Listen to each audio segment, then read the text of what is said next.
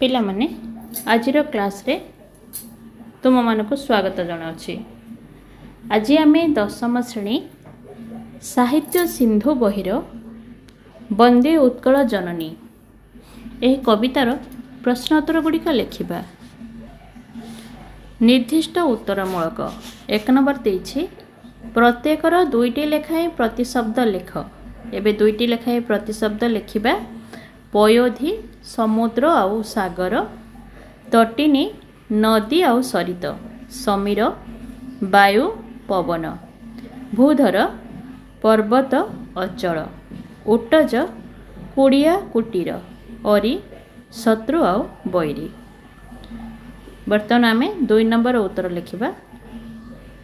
निम्नलिखित शब्द गुड़िकर विपरीतार्थ बोधक शब्द लेख। लिखिबा उत्तर गुड़िक शुभ्र मलिन, घन घनर विपरीत अर्थ तरल, सुंदर असुंदर, पवित्र अपवित्र, पुण्य पाप, दर्पित विनीत। 3 नंबर निम्नलिखित शब्द मानक नहीं सार्थक वाक्य गठन कर। वाक्य गुड़िक लिखिबा। तुम मैंने चाहिए ये वाक्य गुड़िक लिख नहले किसी अलग वाक्य मध्य लिखिपर। विधौत ज्योत्स्ना विधौत रात्रि विमोहित करे। सुशोभित राधाकृष्णकर जुगल मूर्ति मंदिर रे सुशोभित होइछि। राजित पुष्प राजित दृश्य चित्त हरण करे। कलकल चिल्लिकारी पक्षी मानकर कलकल राव शुणा जाए। ज्ञान विज्ञान भारत ज्ञान विज्ञान रे बहुत उन्नति करिछि। उट्टज पूर्वे मुनि ऋषि माने उट्टज रे वास करुथिले। वर्तमान 4 नंबर उत्तर लिखिबा। कलकल परी आउ 5टी युग्म शब्द लेख। एठी 5टी युग्म शब्द लेखा जाइछि। तुम माने चाहिए आपको लिखि परिबो नहले किछि अलग युग्म शब्द मध्य लिखि परिबो। फर फर, खर खर, झर झर, ढळ ढळ आउ चढ़ चढ़। 5 नंबर पठित कविता अवलंबन रे शून्य स्थान पूरण कर। क नंबर लेख पूत पयोधी विधौत शरीर। ख ताल तमाल सुशोभित तीर। ग शुभ्र तटिनी कूल शिखर समीरा। घ घन घन वनभूमि राजित अंगे। व नील भूधर माला साजे तरंगे। च नंबर कलकल मुखरित चारु विहंगे।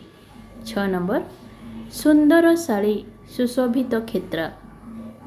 च नंबर ज्ञान विज्ञान प्रदर्शित नेत्रा। 6 नंबर जोगी ऋषिगण उट्टज पवित्रा। 9 नंबर सुंदर मंदिर मंडित देशा। 6 नंबर उत्तर लिखिबा। अर्थगत पार्थक्य दर्शाओ। सुर सुर शब्दर अर्थ लेख देवता। आ गोटे सुर शब्दर अर्थ है वीर। पूत पवित्र, पूत है पुत्र। शाली शाली शब्दर अर्थ है एक प्रकार धान। आ गोटे शालीर अर्थ है स्त्रीर सान भौणी। बड़ी बड़ी शब्दर अर्थ है त्याग किंबा हत्या भी लिखिपर। आ गोटे बड़ी शब्दर अर्थ है बलवान। कूल कूल शब्दर अर्थ है नदी कूल बा नदीर तटदश। आ गोटे कूलर अर्थ है वंश। क्षुद्र उत्तरमूलक 7 नंबर प्रश्न अच्छी। चारु हासमयी चारु भाषामयी क्या कह जाइछि। एहार उत्तर लेख। चारु हासमयी चारु भाषामयी उत्कल जननी को कह जाइछि। 8 नंबर प्रश्न अच्छी। उत्कल जननी का शरीर को किए धोई देछि। यार उत्तर लेख। उत्कल जननी का शरीर को समुद्रर पवित्र जल धोई देछि। 9 नंबर प्रश्न समुद्र कूल केउं वृक्ष द्वारा सुशोभित। यार उत्तर लेख। समुद्र कूल ताल तमाल वृक्ष द्वारा सुशोभित। 10 नंबर उत्कलर आकाश काहार कलरवरे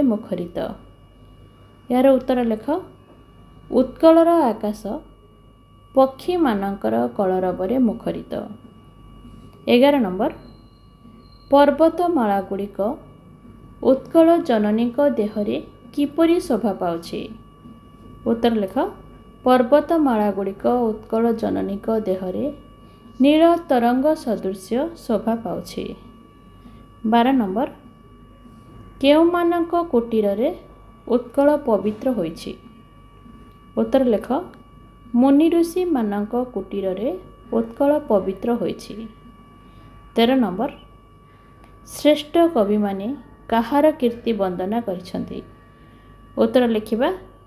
ଶ୍ରେଷ୍ଠ କବିମାନେ ଉତ୍କଳ ଜନନୀଙ୍କର କୀର୍ତ୍ତି ବନ୍ଦନା କରିଛନ୍ତି।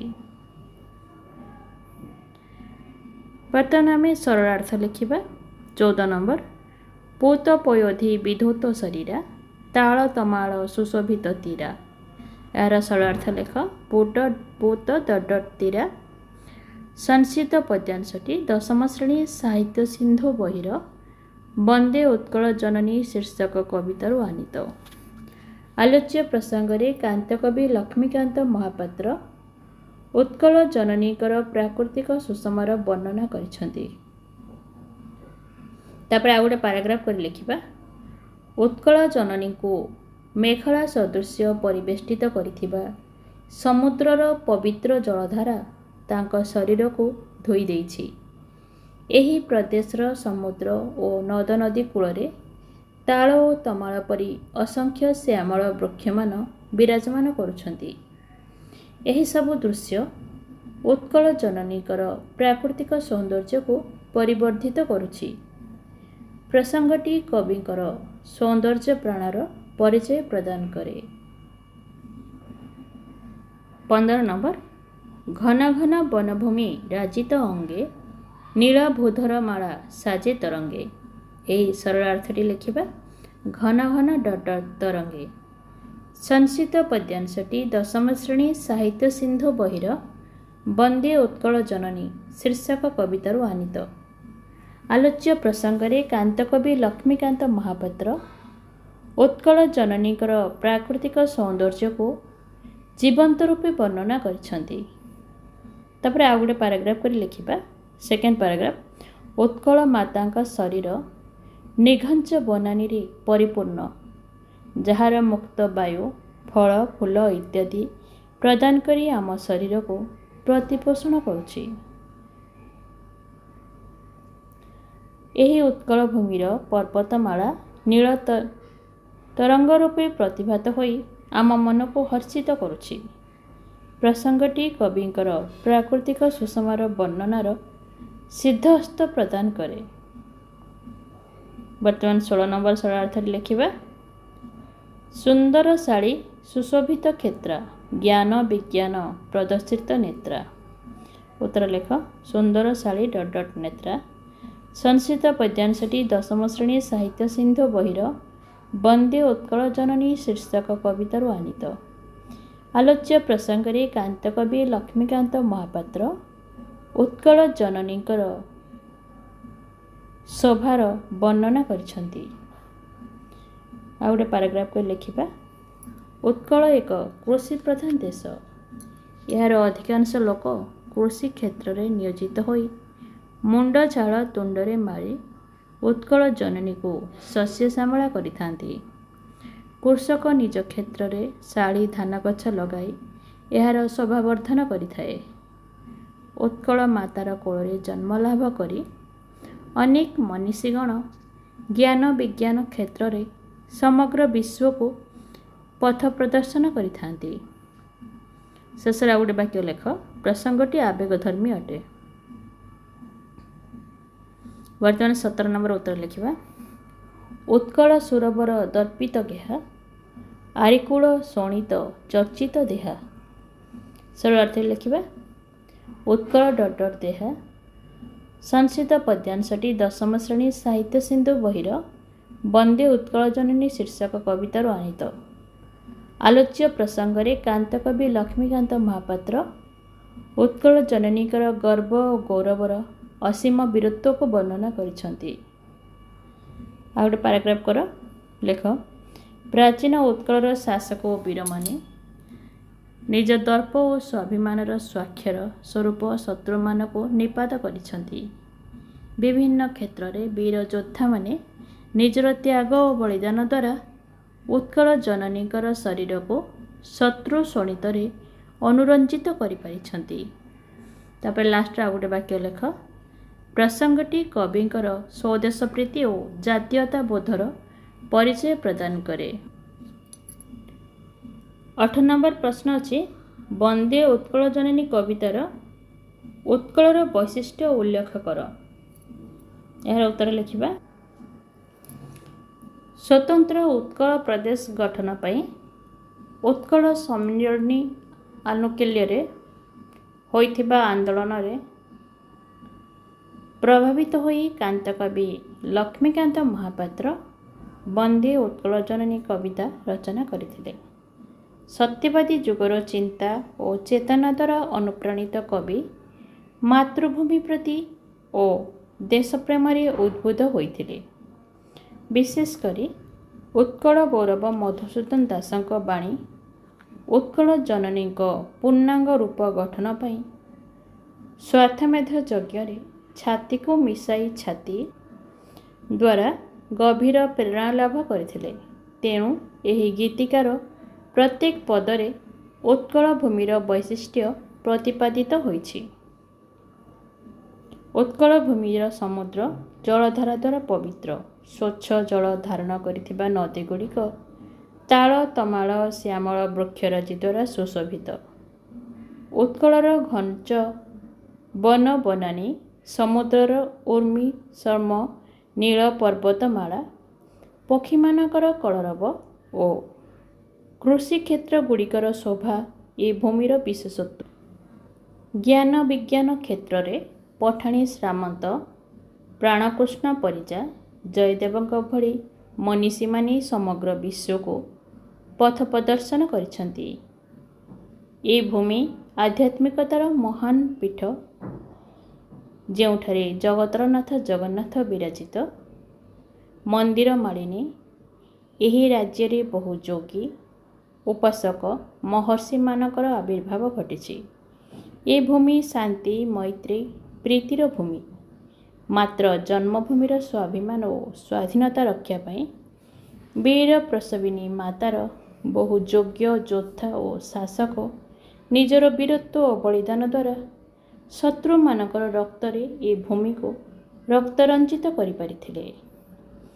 କବିଶ୍ରେଷ୍ଠ ବିଦ୍ୱାନ ଓ ମନୀଷୀମାନେ ଏ ପବିତ୍ର ଭୂମିରେ ଜନ୍ମଗ୍ରହଣ କରି ନିଜର ତ୍ୟାଗପୂତ ଜୀବନ ଦ୍ୱାରା ଏ ମାଟିକୁ ଧନ୍ୟା ବରେଣ୍ୟା ଓ ଅନିନ୍ଦ୍ୟା କରିପାରିଛନ୍ତି। ଏହିସବୁ ବୈଶିଷ୍ଟ୍ୟତା ବର୍ଣ୍ଣନା କରି କବି ଉତ୍କଳର ପ୍ରାଣତାର ପରିଚୟ ପ୍ରଦାନ କରିଛନ୍ତି। ବର୍ତ୍ତମାନ 19 ନମ୍ବର ଉତ୍ତର ଲେଖିବା। 19 ନମ୍ବର ପ୍ରଶ୍ନ ଅଛି, ବନ୍ଦେ ଉତ୍କଳ ଜନନୀ ଏକ ମାତୃଭୂମି ପ୍ରଶଂସାତ୍ମକ କବିତା ଉକ୍ତିଟିର ଯଥାର୍ଥତା ପ୍ରତିପାଦନ କର। ଏହି ଉତ୍ତରଟି ଲେଖିବା। ଉତ୍କଳର ବରପୁତ୍ରମାନଙ୍କ ମଧ୍ୟରୁ କାନ୍ତକବି ଲକ୍ଷ୍ମୀକାନ୍ତ ମହାପାତ୍ର ଅନ୍ୟତମ, ଯିଏକି ନିଜର ତ୍ୟାଗ ପ୍ରଚେଷ୍ଟାରେ ଓଡ଼ିଆ ସାହିତ୍ୟକୁ ସମୃଦ୍ଧ କରିପାରିଥିଲେ। ଭଦ୍ରକ ଜିଲ୍ଲାର ତାଳପଦା ଗ୍ରାମରେ ଜନ୍ମଲାଭ କରିଥିଲେ। ତାଙ୍କର ଶାଶ୍ୱତ ଲିଖନୀ ମଧ୍ୟରେ ଉପନ୍ୟାସ କଣା ମାମୁଁ, ଗଳ୍ପ ବୁଢ଼ା ଶଙ୍ଖାରି, ଲାଳିକା, ଚଟକ ଚନ୍ଦ୍ରହାସ ପ୍ରଭୃତି ଅନେକ ମନକଳ୍ପନାର ଝଲକ। ବନ୍ଦେ ଉତ୍କଳ ଜନନୀ କବିତାଟିରେ କବି ଉତ୍କଳ ଜନନୀଙ୍କର ପ୍ରାକୃତିକ ସୁଷମାକୁ ଅତି ସୁନ୍ଦର ଭାବରେ ପରିପ୍ରକାଶ କରିଛନ୍ତି। ତାହାର ଚାରୁ ଚିତ୍ରକଳା, ବୀର ଯୋଦ୍ଧାମାନଙ୍କର ଗାଥା, ଜାତୀୟ ଚେତନା ତଥା ଦେଶାତ୍ମବୋଧ ଭାବନାକୁ ଏହି କବିତାଟିରେ ଉତ୍କଳର ବୈଶିଷ୍ଟ୍ୟକୁ ଅତି ସୁନ୍ଦର ଭାବରେ ବର୍ଣ୍ଣନା କରିଛନ୍ତି। ଆମ ଉତ୍କଳ ଜନନୀ ପ୍ରକୃତରେ ଶୋଭାମୟୀ ଏବଂ କୀର୍ତ୍ତିମୟୀ। ଅସରନ୍ତି ବନଭୂମି ଉତ୍କଳ ଜନନୀଙ୍କ ଶରୀରକୁ ଘୋଡ଼ାଇ ରଖିଛି।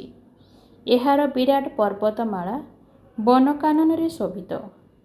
ଯେପରି ନୀଳ ଲହରୀମାଳା ସମୁଦ୍ରର ସୌନ୍ଦର୍ଯ୍ୟ ବଢ଼ାଇ ଦିଏ, ସେହିପରି ନୀଳ ଲହରୀମାଳା ଜନନୀଙ୍କର ଶରୀର ଧୌତ କରିଦିଏ। ପୁଣି ପକ୍ଷୀମାନଙ୍କର ସୁମଧୁର ରାବ ଭୂମିରୁ ଆକାଶ ପର୍ଯ୍ୟନ୍ତ ପୁଲକିତ କରିଦିଏ। ନଦୀ କୂଳର ଶୀତଳ ସୁଲୁସୁଲିଆ ପବନ ପ୍ରତିଟି ମଣିଷର ମନକୁ ସତେଜ କରିଦିଏ। ଏହି ମାଟିର କୃଷକ ହଳ କରି ଉତ୍କଳ ଭୂମିର କ୍ଷେତକୁ ସୁଶୋଭିତ କରିଦିଏ। ପ୍ରାକୃତିକ ସମ୍ପଦରେ ପରିପୂର୍ଣ୍ଣ ଏହି ଉତ୍କଳ ମାତାଙ୍କର ଚକ୍ଷୁ ଜ୍ଞାନ ବିଜ୍ଞାନ ପ୍ରଦର୍ଶନରେ ମଧ୍ୟ ଝଲସି ଉଠେ।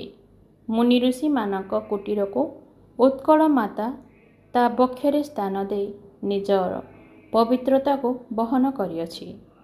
ଇତିହାସରେ ଲିପିବଦ୍ଧ ଅନେକ ବୀର ଓ ବରପୁତ୍ରମାନଙ୍କୁ ଏହି ଉତ୍କଳ ଜନନୀ ପ୍ରସବ ଦେଇଛି, ଯେଉଁମାନେ ନିଜ ସ୍ୱାର୍ଥକୁ ପରିତ୍ୟାଗ କରି ନିଜକୁ ଜଳାଞ୍ଜଳି ଦେଇଛନ୍ତି। ଉତ୍କଳ ମାତା ପାଇଁ ଏହି ଉତ୍କଳ ବୀରପୁତ୍ରମାନେ ଶତ୍ରୁମାନଙ୍କ ସହିତ ସଂଗ୍ରାମ କରି ନିଜ ରକ୍ତରେ ଉତ୍କଳ ଜନନୀ ଗୌରବାନ୍ୱିତ କରିଛନ୍ତି। ଉତ୍କଳର ଜ୍ଞାନୀ ଗୁଣୀ ବିଦ୍ୱାନମାନେ ତାଙ୍କର ପ୍ରତିଭା ବଳରେ ସମଗ୍ର ବିଶ୍ୱରେ ମଣ୍ଡିତ ହୋଇପାରିଛନ୍ତି। ଏହି କବିତାଟିରେ ଉତ୍କଳ ଜନନୀଙ୍କର ଶୋଭାମଣ୍ଡନ ପ୍ରକୃତରେ ହୃଦୟସ୍ପର୍ଶୀ। ବର୍ତ୍ତମାନ ଆମେ 20 ନମ୍ବର ଉତ୍ତର ଲେଖିବା।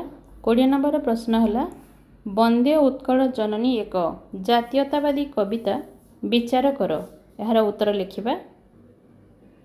ସତ୍ୟବାଦୀ ଯୁଗର ଚିନ୍ତା ଓ ଚେତନା ଯଥା ଉତ୍କଳୀୟ ଜାତୀୟ ଚେତନାର ଜାଗରଣ,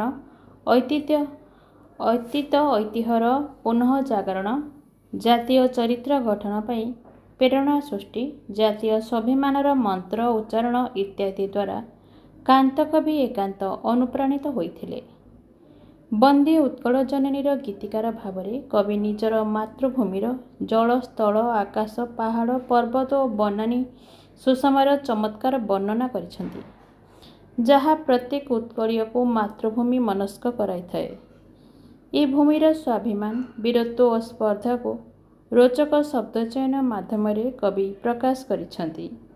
ଉତ୍କଳର ଚାରୁକଳା, ଜ୍ଞାନ ବିଜ୍ଞାନ ଓ ଆଧ୍ୟାତ୍ମିକତା କିପରି ବିଶ୍ୱବିଦିତ ଥିଲା, ତାହା ମଧ୍ୟ ଏ ଗୀତିକାରେ ପ୍ରକଟିତ। ଏଥିରୁ କବିଙ୍କର ଜାତୀୟତାବାଦୀ ଦୃଷ୍ଟିଭଙ୍ଗୀ ସୁସ୍ପଷ୍ଟ। ଉତ୍କଳ ଗୌରବ ମଧୁସୂଦନ ଦାସ 1903 ମସିହାରେ ଉତ୍କଳ ସମ୍ମିଳନୀ ପ୍ରତିଷ୍ଠା କରି ତାହା ମାଧ୍ୟମରେ ସ୍ୱତନ୍ତ୍ର ଉତ୍କଳ ପ୍ରଦେଶ ଗଠନ ପାଇଁ ଆନ୍ଦୋଳନ ଆରମ୍ଭ କରିଥିଲେ। ଜାତି ପ୍ରେମ ବହ୍ନି ପ୍ରଜ୍ୱଳିତ କରି ସ୍ୱାର୍ଥମେଧ ଯଜ୍ଞରେ ବ୍ୟକ୍ତିଗତ ସ୍ୱାର୍ଥକୁ ଆହୁତି ଦେଇ ଜାତିର କଲ୍ୟାଣ ପାଇଁ ସମସ୍ତେ ଆଗେଇ ଆସିବାକୁ ସେ ଦେଇଥିଲେ। ଉତ୍କଳ ଜନନୀଙ୍କ ପୂର୍ଣ୍ଣାଙ୍ଗ ରୂପ ଦେଖିବାକୁ ଉତ୍କଳୀୟମାନଙ୍କ ଭିତରେ ଉତ୍କଣ୍ଠା ଜାଗ୍ରତ କରାଇଥିଲେ।